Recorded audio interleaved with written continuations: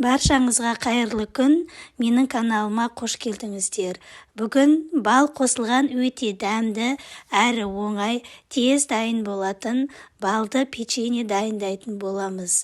Құрамы өте оңай, үйдегі бар заттармен жасасаңыздар болады. Ол үшін бізге керекті заттарымыз: алдын ала електен өткізілген ұн, қант, 2 жұмыртқа, 4 ас қасық бал және ерітілген сары май қажет болады. Алдымен ұнымызға қантымызды, жұмыртқамызды және ерітілген сары майымызды құйып, оның үстіне 4 ас қасық балымызды салып, және де 1 шай қасық ас содасын салып, барлығын жақсылап біркелкі араластыра отырып, жұмсақ қамыр илейтін боламыз. Қамырымыз өте жұмсақ, қолға жабыспайтын қамыр болып шығады. Менің каналыма тіркелмеген болсаңыз, міндетті түрде каналға тіркеле кетіңіз. Әр күн сайын менің каналымда түрлі рецептер шығатын болады. Және осы рецептерді көріп, өздеріңіз де жасап көріңіздер және достарыңызбен бөлісуді ұмытпаңыздар. Міне осылай қамырымызды енді қолымызбен илейміз. Қамырымыз өте жұмсақ, қолға жабыспайтын қамыр болып шығады.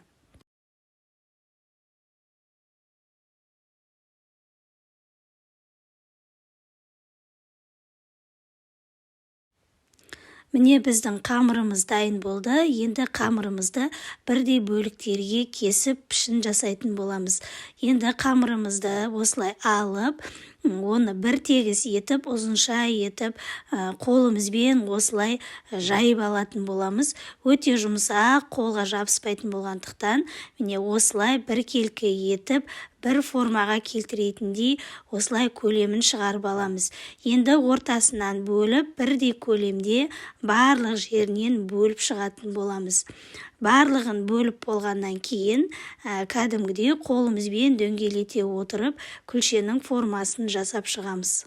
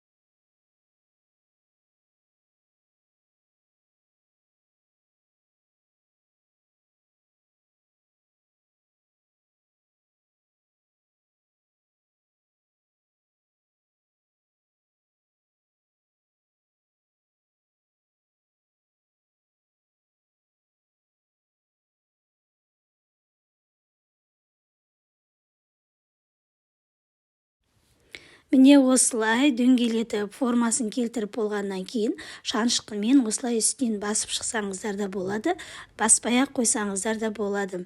Алдын ала қызып тұрған пешімізде 200 градуста 20 минутта пісіріп аламыз. Беті сәл қызарса, болды, 20 минут көлемінде пісіп шығатын болады. Егер қамырымыздың ішіне шоколад, мейіз салып жасасаңыздар да болады. Міне біздің балды печеньелеріміз осылай пісіп шықты.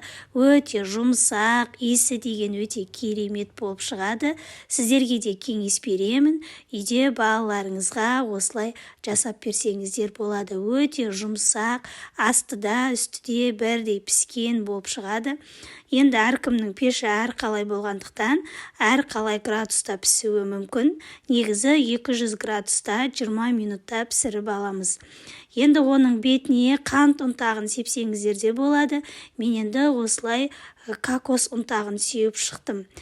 Қазір сіздермен дәмін көретін боламыз. Міне өте жұмсақ болып піседі, қатып қалмайды. Қанша уақыт тұрса да өте жұмсақ болып тұрады. Сіздер де жасап көріңіздер. Қазір енді ыдысымызға саламыз. Міне осылай көп мөлшерде шығады. Егер азырақ қылып жасайтын болсаңыздар, онда пропорциясын аздау мөлшермен қосып жасасаңыздар болады. Менің каналыма тіркелуді ұмытып кетпеңіздер. Міндетті түрде каналға тіркеле кетіңіздер. Баршаңызға ас болсын.